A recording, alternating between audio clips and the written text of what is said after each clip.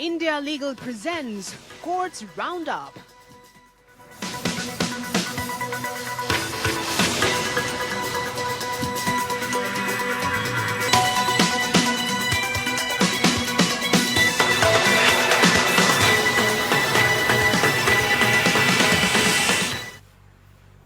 नमस्कार, मैं हूं आपके साथ नेहा दुबे। कोर्ट्स राउंडअप में आपका बहुत स्वागत है। इस बुलेटिन में अगले आधे घंटे हम आपको कोर्ट से जुड़ी तमाम छोटी बड़ी खबरों से करवाएंगे रूबरू। कोर्ट की कार्रवाई सुप्रीम कोर्ट से लेकर हाई कोर्ट और लो कोर्ट तक के फैसलों को रखेंगे आपके सामने। तो आइए शुरू करते हैं कोर्ट्स राउंडअप।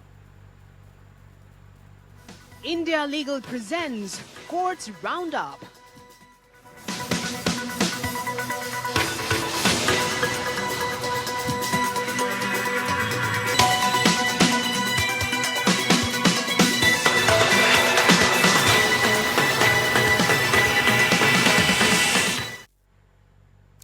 सुप्रीम कोर्ट ने बंद हो चुकी एयरलाइन जेट एयरवेज को जालान कलरॉक कंसोर्टियम को हस्तांतरित करने के एनसीएलएटी के फैसले को खारिज कर दिया। सुप्रीम कोर्ट ने जेट एयरवेज की समाधान योजना को बरकरार रखने वाले एनसीएलएटी के फैसले के खिलाफ सीबीआई और अन्य ऋणदाताओं की याचिका स्वीकार कर ली है। सर्वोच्च न्यायालय ने अपनी असाधारण शक्ति का प्रयोग करते हुए बंद पड़ी एयरलाइन जेट एयरवेज की परिसंपत्तियों को बेचने का आदेश दिया है।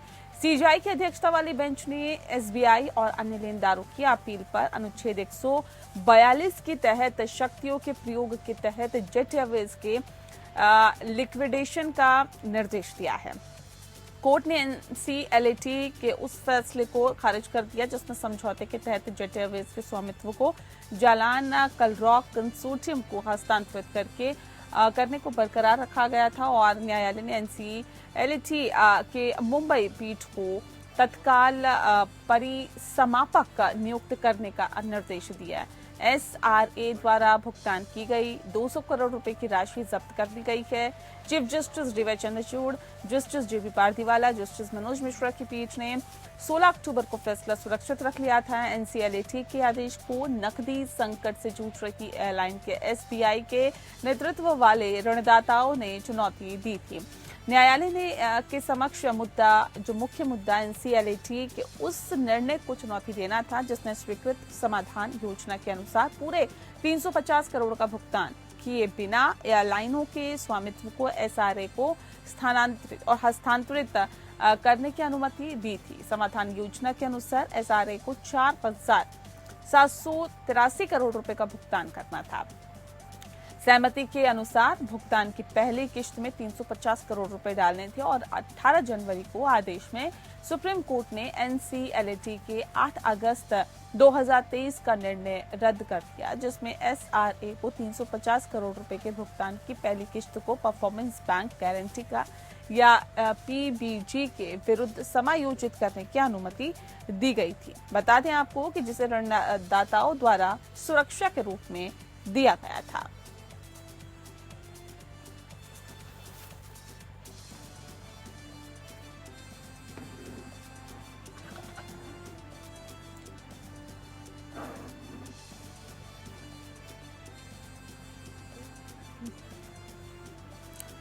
वहीं कोलकाता आरजीकर मेडिकल कॉलेज में हुई घटना पर सुप्रीम कोर्ट ने सुनवाई की है। सीजीआई की अध्यक्षता वाली बेंच में सीबीआई ने अपनी नई स्टेटस रिपोर्ट दाखिल की। बता दें आपको कि जिसे सुप्रीम कोर्ट ने पढ़ने के बाद कहा कि हमने सीबीआई की 6वीं रिपोर्ट देख ली है जिसके मुताबिक निचली अदालत ने आरोपी के खिलाफ बीएनएसएस की धारा 64 और 103 के तहत आरोप तय कर दिए गए और उस मामले की अगली सुनवाई 11 नवंबर को है और सीजीआई ने कहा है कि फिलहाल मामले की जांच चल रही है, इसीलिए हम इस पर कोई टिप्पणी नहीं कर रहे।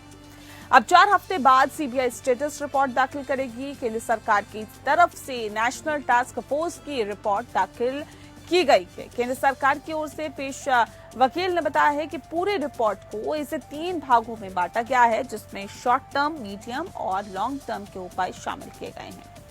एनटीएफ की रिपोर्ट पढ़ने के सीजीआई ने कहा है कि एनटीएफ ने एक रिपोर्ट पेश की है जिसमें मेडिकल प्रोफेशनल्स के खिलाफ हिंसा की रोकथाम और सेफ वर्कप्लेस बनाने के लिए अपनी सिफारिशें तैयार की है, जबकि दूसरी सिफारिशें मेडिकल प्रोफेशनल्स के खिलाफ यौन हिंसा की रोकथाम के लिए की गई है। सीजीआई ने कहा है कि एनटीएफ ने कहा है कि सभी राज्यों हाईकोर्ट्स को रिपोर्ट का पालन करना चाहिए। इसीलिए हम निर्देश देते हैं कि इस रिपोर्ट को की जो कॉपी है सभी वकीलों, सभी राज्यों, केंद्र शासित प्रदेशों के मुख्य सचिवों को उपलब्ध कराई जाए और यदि राज्य इसमें कुछ और सिफारिशें करना चाहते हैं तो इसके बारे में 3 हफ्ते में कोर्ट को बताया जाए। सीजीआई ने यह भी कहा है कि सभी वकील रिपोर्ट को बेहतर बनाने की सिफारिशों को मजबूत करने के तौर तरीकों पर भी सुझाव दे सकते हैं। सीजीआई ने कहा कि वो कोर्ट को बताएं कि किस तरह की निगरानी व्यवस्था बनाई जा सकती है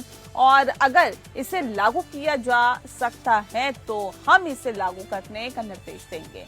वहीं एक वकील ने इस मामले की सुनवाई करते हुए और सुनवाई को कोलकाता की निचली अदालत में मुकदमे को दूसरी जगह ट्रांसफर करने की मांग की है। सीजीआई ने मांग की है कि मांग को ठुकराते हुए कहा है कि हमने मणिपुर जैसे मामलों में ऐसा किया और इस मामले में हम ऐसा कुछ नहीं कर रहे हैं। सीजीआई ने कहा कि ट्रायल शुरू होने वाला है और अगर निचली अदालत को लगेगा कि सीबीआई की जांच के दौरान कुछ और चीजों से कोर्ट के सामने जो है वो आएंगी तो निचली अदालत अपने अधिकार क्षेत्र के हिसाब से उस पर निर्णय लेने के लिए सक्षम रहेगी। सीजीआई ने ये बात तब कही है जब वकील ने कहा है कि इस मामले में सीबीआई की जांच चल रही है, ऐसे में ट्रायल कैसे शुरू हो सकता है। फिलहाल सुप्रीम कोर्ट 4 हफ्ते बारिश मामले पर अगली सुनवाई करेगी।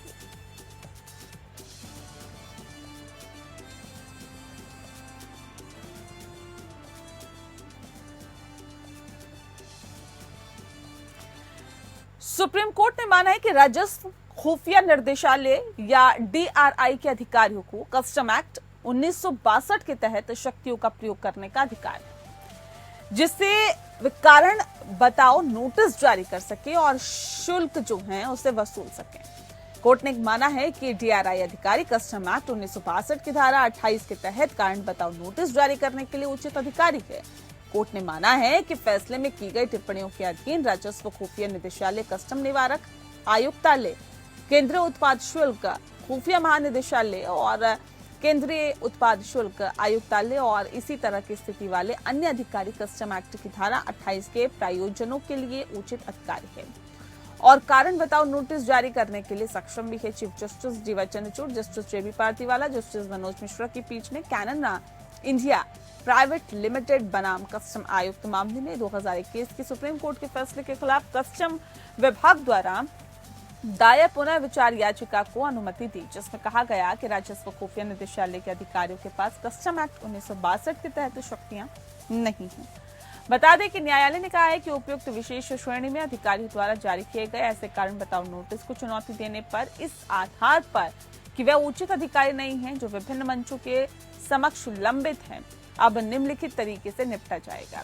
जहां कारण बताओ नोटिस को रिट याचिकाओं के माध्यम से सीधे हाईकोर्ट के समक्ष चुनौती दी गई। संबंधित हाईकोर्ट इस निर्णय में टिप्पणियों के अनुसार डब्ल्यूपी का निपटारा करेंगे और ऐसे नोटिसों को न्याय निर्णय के लिए बहाल करेंगे।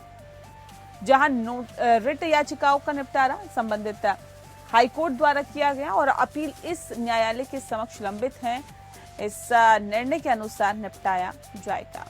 सुप्रीम कोर्ट में योगेश सिंह बनाम स्टेट ऑफ यूपी केस पर सुनवाई हुई। मामला उस याचिका से संबंधित है जो इलाहाबाद उच्च न्यायालय के फैसले को चुनौती देती है, जिसने योग्यता के अभाव के आधार पर जमानत खारिज कर दी थी। कोई अच्छा या पर्याप्त आधार न होने पर इलाहाबाद हाई कोर्ट ने 2 बार जमानत अर्जी खारिज कर दी। अतः सर्वोच्च न्यायालय ने आदेश दिया कि जमानत के लिए तभी अनुरोध करे जब परिस्थितियां जो हैं वो बदले या फिर मुकदमे में गैर जिम्मेदार देरी हो। मामले पर ज्यादा जानकारी देंगी लीगल रिसर्चर झलक भाटिया। झलक, क्या जानकारी है आपके पास? In the recent case of Yogesh Singh versus State of UP, a petition came up before the Supreme Court challenging the Allahabad High Court's judgment that rejected the petition for bail due to absence of merit. In this case, the petitioner Yogesh Singh was married to Ruby Rathod in 2016. However, the latter died in 2020 due to an accident. The autopsy surgeon said that the report is about a death of deceased due to asphyxia as a result of external force applied to the neck. The appellant contended that he was not present at the time of occurrence and that this was done by his first wife and the mother of his first wife.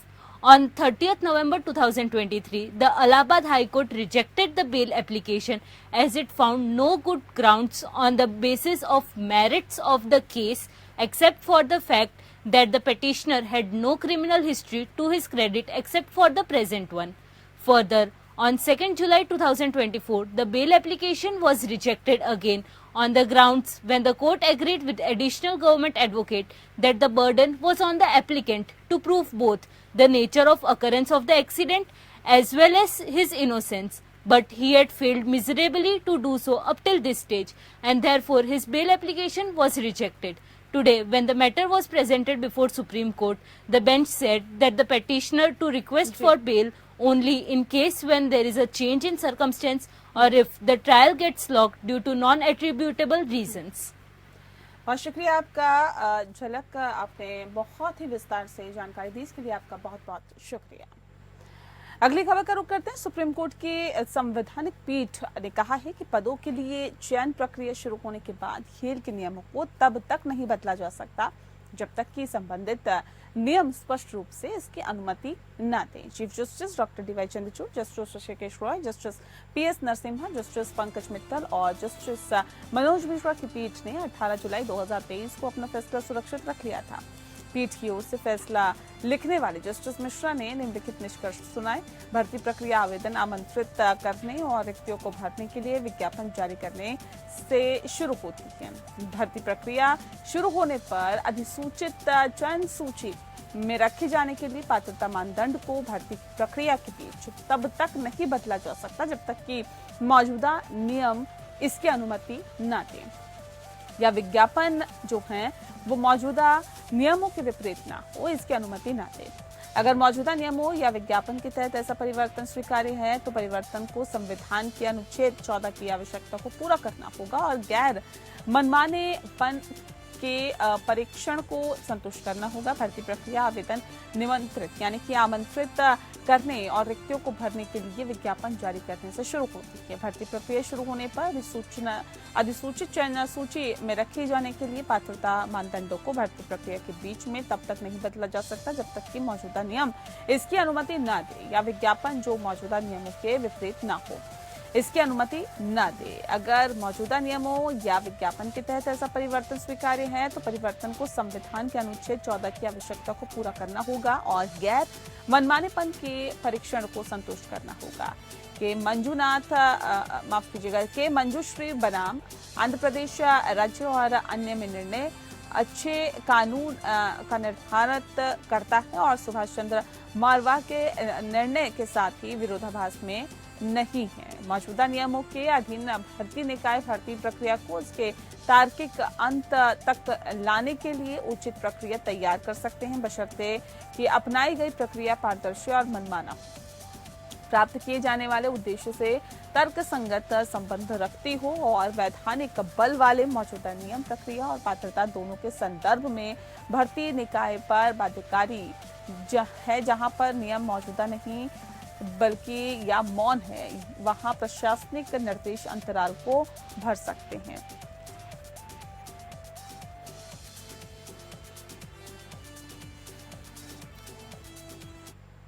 Karnataka high court ने Bharatiya Janata party के राष्ट्रीय अध्यक्ष JP Nadda के खिलाफ अप्रैल 2023 में चुनावी rally की और आपको बता दें कि कुछ टिप्पणियों से संबंधित आपराधिक मामला खारिज किया है। मामले में कथित तौर पर मतदाताओं को अनुचित तरीके से प्रभावित करने का आरोप भी लगाया गया था। जस्टिस एम नागप्रसन्ना के एकल न्यायाधीश की पीठ ने याचिका स्वीकार की और शिगगांव पुलिस स्टेशन में आईपीसी की धारा 171F, 171C और जनप्रतिनिधित्व अधिनियम की धारा 123 उपधारा 2 के तहत दर्ज अपराध को खारिज कर दिया।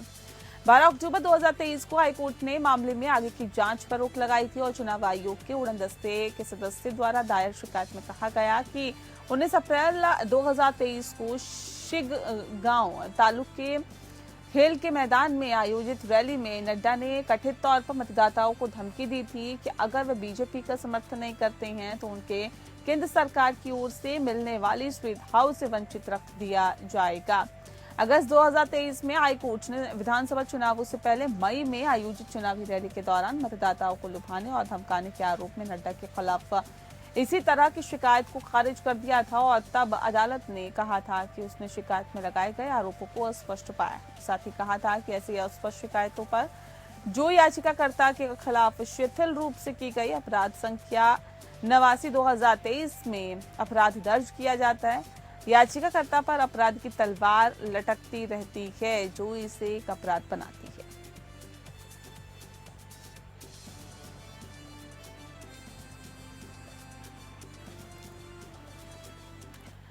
दिल्ली हाईकोर्ट ने भारतीय ब्रिटिश उपन्यासकार सलमान रुश्दी द्वारा लिखित पुस्तक द स्टैटनिक वर्सेस के हिस्सों पर प्रतिबंध लगाने वाली 1988 में कस्टम द्वारा कथित रूप से जारी की गई अधिसूचना को चुनौती देने वाली याचिका का निपटारा किया है। जस्टिस रेखा पल्ली और जस्टिस सौरभ बनर्जी की खंडपीठ ने कहा है कि केंद्रीय अप्रत्यक्ष कर और कस्टम बोर्ड सहित अधिकारी 2019 में याचिका दायर किए जाने के बाद से अधिसूचना पेश नहीं कर सके। न्यायालय ने कहा है कि परिस्थितियों के मद्देनजर हमारे पास ये मनमाने और ये मानने के अलावा कोई विकल्प नहीं है कि ऐसी कोई अधिसूचना मौजूद नहीं है, इसीलिए हम इसकी वैधता की जांच नहीं कर सकते हैं और याचिका को निरर्थक मानकर उसका निपटारा नहीं कर सकते हैं। खंडपीठ ने कस्टम एक्ट 1962 के तहत जारी अधिसूचना को चुनौती देने वाली संदीपन खान की याचिका बंद की है। उन्होंने इस पुस्तक को इसके प्रकाशन या अंतर्राष्ट्रीय पुनः विक्रेता या भारतीय या अंतर्राष्ट्रीय ई कॉमर्स वेबसाइटों से आयात करने की अनुमति मांगी है। खान के वकील ने कहा है कि सूचना ना तो किसी वेबसाइट पर उपलब्ध है और ना ही किसी भी अधिकारी के पास उपलब्ध है। उन्होंने कहा है कि प्रतिवादी अधिकारी भी न्यायालय के समक्ष अधिसूचना प्रस्तुत करने या दाखिल करने में असमर्थ थे। उन्होंने न्यायालय को 2017 में अपने आरटीआई आवेदन के उत्तर के बारे में अवगत कराया, जिसमें बताया गया कि पुस्तक पर प्रतिबंध लगा दिया गया है। वकील ने 2022 में समन्वय पीठ द्वारा पारित आदेश का भी हवाला दिया, जिसमें अधिकारियों ने कहा कि अधिसूचना का पता नहीं लगाया जा सकता है, इसीलिए इसे प्रस्तुत नहीं किया जा सकता। याचिका का निपटारा करते हुए खंडपीठ ने कहा कि प्रतिवादी अधिकारियों में से कोई भी अधिसूचना प्रस्तुत नहीं कर सका और अधिसूचना के कथित लेखक ने भी मामले के लंबित रहने के दौरान इसकी प्रति प्रस्तुत करने में अपनी असहायता दिखाई है। बता दें आपको कि न्यायालय ने कहा है कि उसके पास ये मानने के अलावा कोई विकल्प नहीं है कि विवादित अधिसूचना मौजूद नहीं है, इसीलिए खान को कानून के अनुसार संबंधित पुस्तक के संबंध में कोई कार्रवाई करने का अधिकार होगा।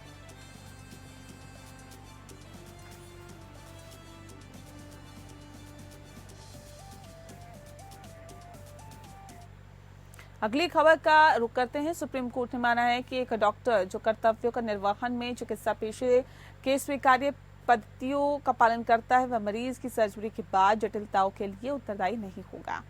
दूसरे शब्दों में केवल इस कारण से कि रोगी ने सर्जरी या डॉक्टर द्वारा दिए गए उपचार के प्रति अनुकूल प्रतिक्रियाएं नहीं दी है या सर्जरी विफल हो गई है तो डॉक्टर जिम्मेदार नहीं होगा। इस पर ज्यादा जानकारी देंगे इंडिया लीगल के वेब रिपोर्ट।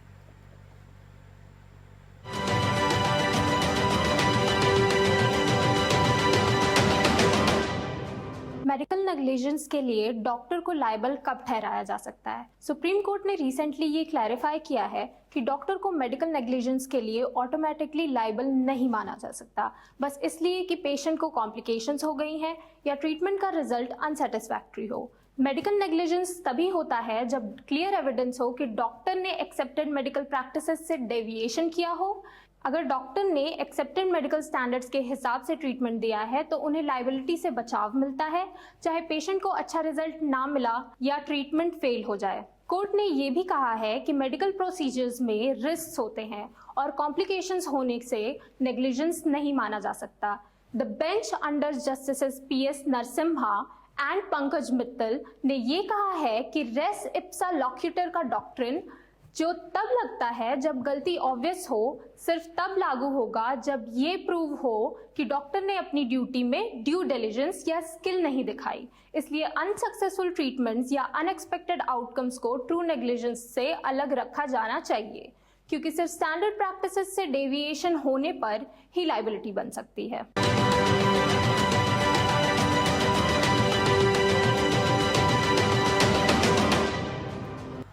और चलिए इसी के साथ फिलहाल इस बुलेटिन में इतना ही। नमस्कार। India Legal presents Courts Roundup.